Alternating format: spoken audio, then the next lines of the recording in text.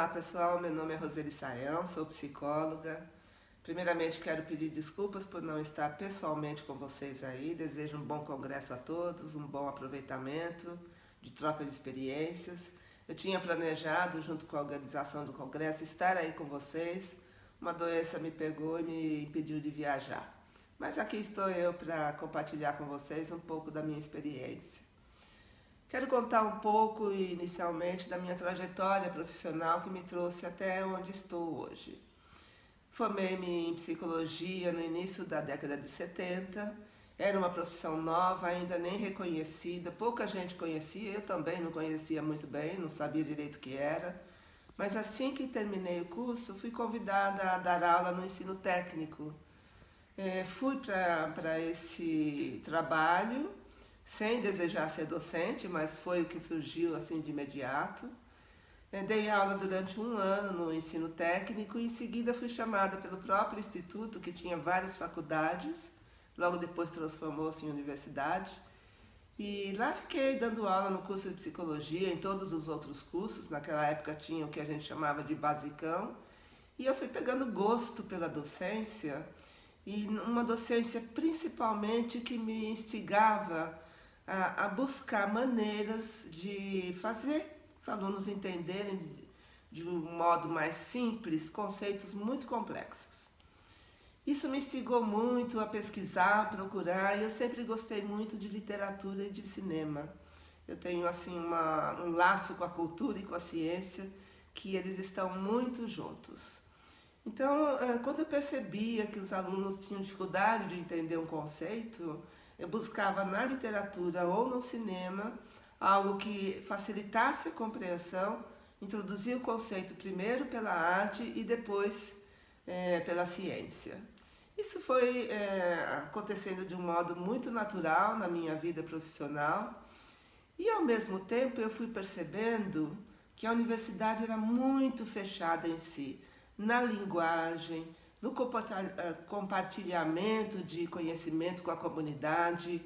E eu sempre tive um anseio assim de ampliar conhecimentos para a sociedade. Então, aos poucos, eu fui desistindo da universidade, completei 13 anos lá e aí decidi sair. Nessa época eu era diretora do curso da faculdade, meus colegas me diziam que eu era louca, né, porque eu estava fazendo uma carreira rápida universitária, mas o meu anseio pessoal era esse. A Universidade Metodista ficava em Piracicaba, fica até hoje, e aí então eu decidi voltar para São Paulo, minha terra natal, agora já com os filhos no final da primeira infância, dava conta então de morar numa cidade maior.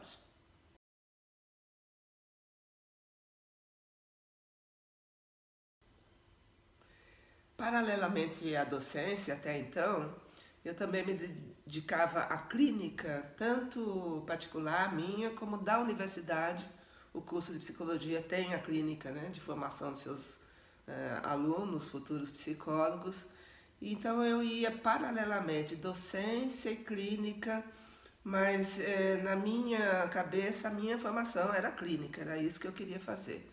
Fui para São Paulo, me dedicando apenas à clínica, mas a clínica é um trabalho extremamente solitário e eu sentia falta de conviver com mais pessoas, com a comunidade, no próprio trabalho. E eu fui procurando novamente coisas a fazer em conjunto com outras pessoas. E aí voltei a dar aula no ensino médio. A relação com os jovens sempre é revigorante, dá uma nova energia para a gente, né? E logo depois aconteceu uma coisa muito interessante, uma oportunidade, uma sorte, eu diria. Sempre gostei muito, como eu acabei de falar, da literatura e, portanto, eu gostava muito de escrever. Então, às vezes, algum caso da clínica me inspirava e eu escrevia, não um escrito técnico, mas eu criava uma narrativa a respeito, quase fictícia, baseada no caso, a respeito dessa pessoa. Então, as pessoas com quem eu convivia, profissionais, colegas, amigos, sabiam desse meu gosto e todo mundo gostava, né? Apreciava os meus textos. Nessa época, foi mais ou menos em 89, 90, existia em São Paulo um jornal chamado Notícias Populares. Era um jornal que as pessoas diziam assim, espreme sai sangue, porque era um jornal vendido apenas em banca, as manchetes é que chamavam sua compra, dirigido para o público essencialmente masculino, semi-alfabetizado, e eram notícias assim, quase sempre de tragédias ou muito engraçadas. E nessa época o jornal pertencia ao Grupo Folha. Eles resolveram transformar o projeto do jornal em um projeto mais de prestação de serviços, sem perder esse vínculo, né, com esse tipo de leitor, com esse perfil. E aí eles queriam fazer uma coluna a respeito de sexo, orientação sexual. Procuraram várias pessoas e ninguém aceitou, todo mundo tinha um pouco de receio de macular a imagem profissional ao assinar alguma coisa nesse jornal. E por sorte, alguém que conhecia foi convidado, recusou e encaminhou a mim. E foi assim que eu comecei o meu trabalho em órgãos de comunicação, né? Fui lá, fiz um teste, a minha linguagem, eu aprendi na docência a dirigir a determinado tipo de alunos, porque eu dei aula tanto a futuros psicólogos quanto administradores, por conta, né, do curso básico. Então eu fui conseguindo criar uma linguagem objetiva, simples, porque o leitor era semi-alfabetizado, clara e direta no ponto. E essa coluna que chamava Tudo sobre Sexo, há estudos inclusive a respeito disso até hoje, era diária e ela comecei em 90 e terminei no dia que o jornal fechou por uma decisão empresarial. Essa coluna começou a fazer sucesso inicialmente no próprio jornal e posteriormente entre adolescentes.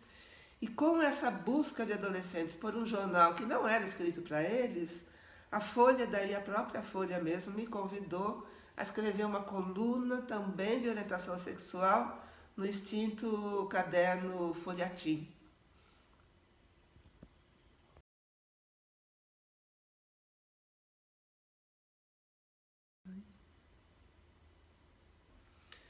Para falar bem a verdade, eu não tinha interesse específico na questão sexual direta, né? A minha inspiração era psicanalítica, mas eu comprei um monte de livros, discuti com a Folha se era isso mesmo que eles queriam, e eles diziam que sim, que era isso que chamava atenção. E de verdade, né? A causa da vida do adolescente é a sexualidade. E eu topei, mas para mim o sexo era quase um pretexto para falar sobre a vida. Então sempre a coluna tinha a questão da sexualidade, mas junto eu aproveitava e falava a respeito do jovem, da vida, de anseios, de sonhos, mais ou menos por aí. E sempre conversando com a Folha, que eu queria conversar com pais, porque conversar diretamente com o adolescente é até bom, mas é uma questão pontual. Eles estão submetidos, adolescentes e crianças, à tutela dos adultos, familiar, escolar, né? E o que eu queria conversar diretamente com eles. Quase sempre eles diziam que não daria leitura. Jornal, vocês sabem, né? Caminha em relação com a audiência. Mas aí eles abriram um caderno chamado Equilíbrio e acharam que aí sim eu poderia passar para lá o meu texto, conversando com pais. E o título da coluna era SOS Família. E aí eu pude começar a me dedicar a uma escrita diretamente para adultos. O meu aprendizado anterior com adultos semi-alfabetizados e adolescentes me ajudou muito a adaptar essa linguagem. Como eu já disse e repito, né, muitas vezes é a arte que me ajuda mais nisso do que a própria ciência. E foi assim, por sorte, por coragem e por aproveitar oportunidades, que eu cheguei aos veículos de comunicação. Nesse período, a Band resolveu abrir uma rádio diferente, mais nova, de prestação de serviços. E na abertura eles tiveram interesse em ter uma coluna dirigida aos ouvintes que tivessem filhos. De imediato me convidaram, o projeto foi deles, a ideia foi deles, Eu estou lá desde o primeiro dia da Band News FM. É uma coluna que faz um sucesso incrível. E o que eu mais gosto é assim, a rádio colocou no horário em que os pais estão levando os filhos para a escola ou buscando. Então eu imagino assim sempre uma fala dirigida aos pais, mas que possa também ser absorvida pelos filhos, para que eles possam dialogar a respeito do assunto. Eu sempre costumo dizer, né, quando eu converso com profissionais, que eu não quero, depois de trazer novas ideias, ouvir pessoas me dizendo, com estas coisas eu concordo, com estas eu discordo, porque isso significa que a pessoa vai sair do mesmo jeito que entrou, continua com as mesmas ideias. E o que eu sempre proponho, e eu acho que essa deve ser o objetivo, esse deve ser o objetivo de vocês no Congresso, é prestar atenção principalmente nas ideias diferentes das de vocês, porque elas vão possibilitar um novo diálogo e a partir daí talvez novas ideias. Não se trata de persuasão, é isso que eu tenho sempre em mente na hora da minha escrita, na hora da minha fala na rádio, que eu não quero convencer ninguém de que a posição que eu trago é a melhor ou é a correta.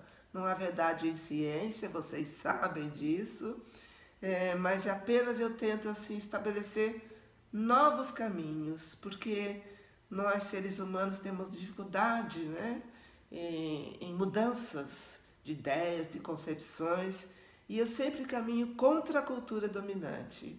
Ou seja, quando todo mundo diz as crianças precisam de limites, aí eu venho e digo assim, as crianças têm uma vida limitada em demasia, por isso elas explodem a sua energia, né, em transgressões. E em época de Copa eu gosto de lembrar para todo mundo que o jogo da vida, o jogo da educação, precisa ter regras conhecidas por todos. E eu costumo dizer também, né, que num jogo de futebol há regras, há adultos, muitos adultos envolvidos, todo mundo conhece previamente as regras, todo mundo tenta burlar pelo próprio interesse, assim é a criança e o adolescente. E as penalidades são conhecidas, nenhum dos juízes tira da manga assim, fez isso agora, eu vou decidir tal coisa. Não, no jogo da vida a gente precisa fazer os mais novos entenderem desde o começo todas as regras do jogo, com as suas proibições, com as suas penalidades correspondentes, mas a gente tem sempre de esperar a transgressão. A transgressão faz parte do jogo.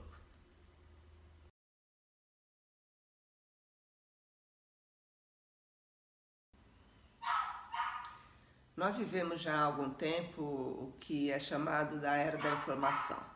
Então temos informação disponível sobre tudo, informações às vezes corretas, às vezes não corretas, equivocadas, às vezes já com uma carga ideológica.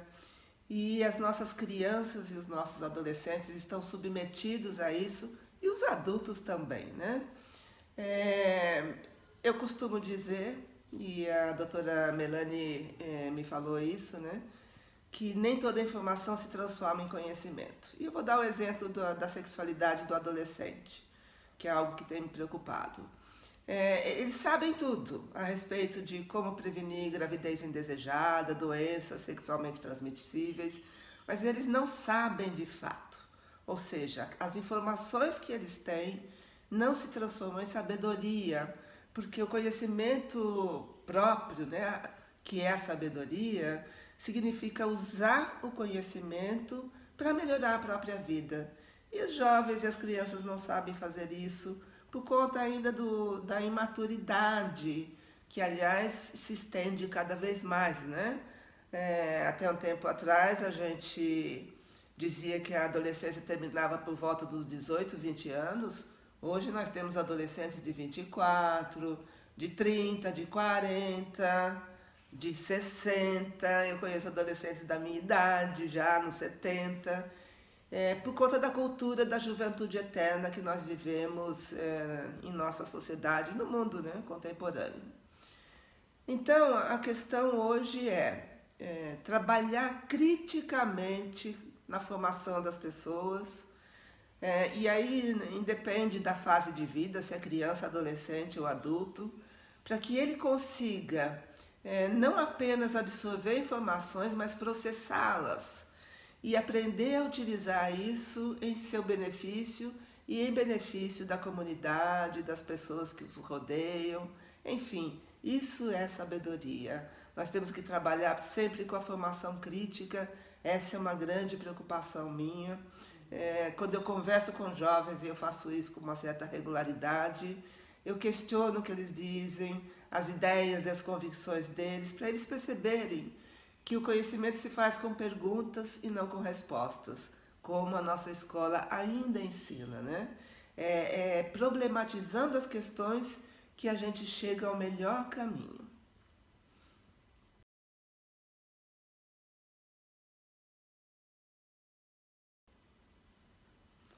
Acho que vocês sabem melhor do que eu que nós vivemos uma era que é chamada de medicalização da vida, né? Ou seja, usamos o raciocínio médico de perceber alguns sintomas e diagnosticar em tudo na vida.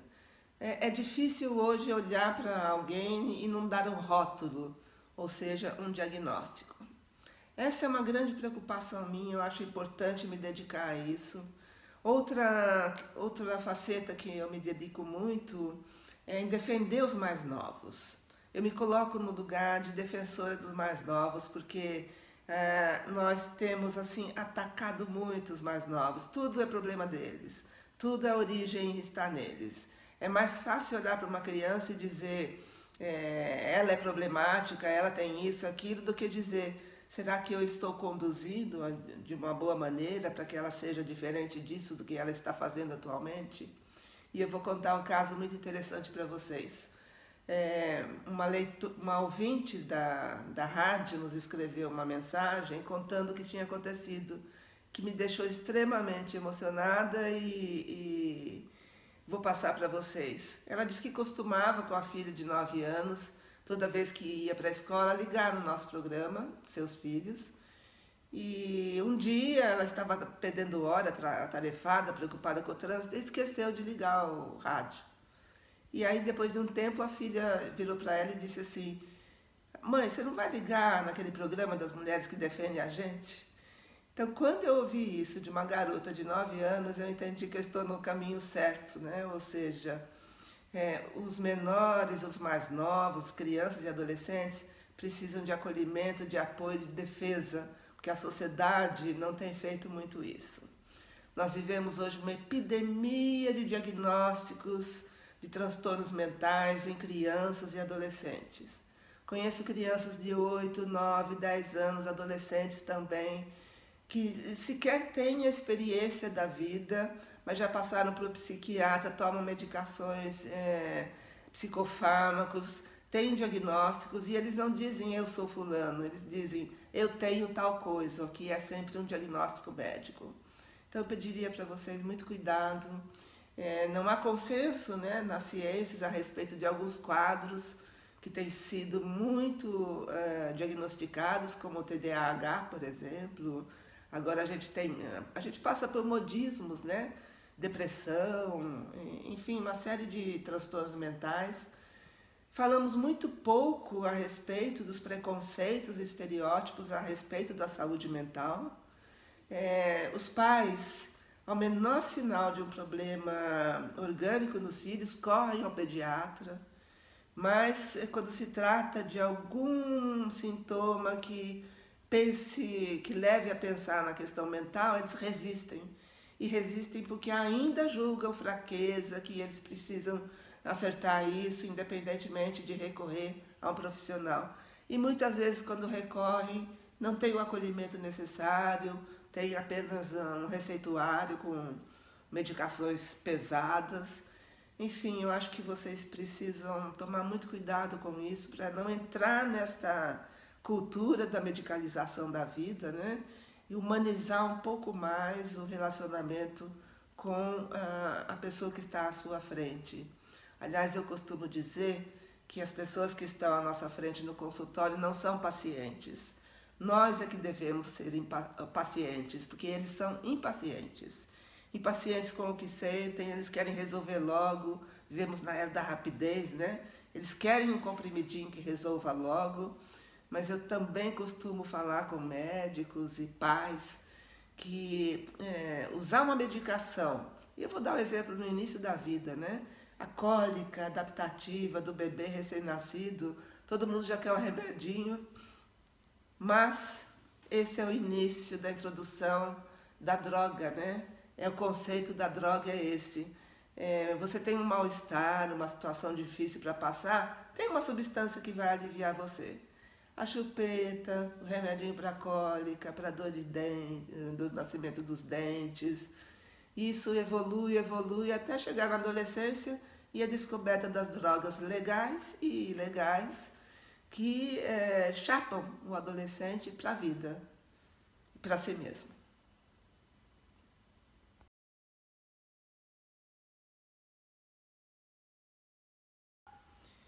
Eu quero finalizar minha participação aqui virtual dizendo para vocês que a nossa responsabilidade na área da saúde mental é imensa.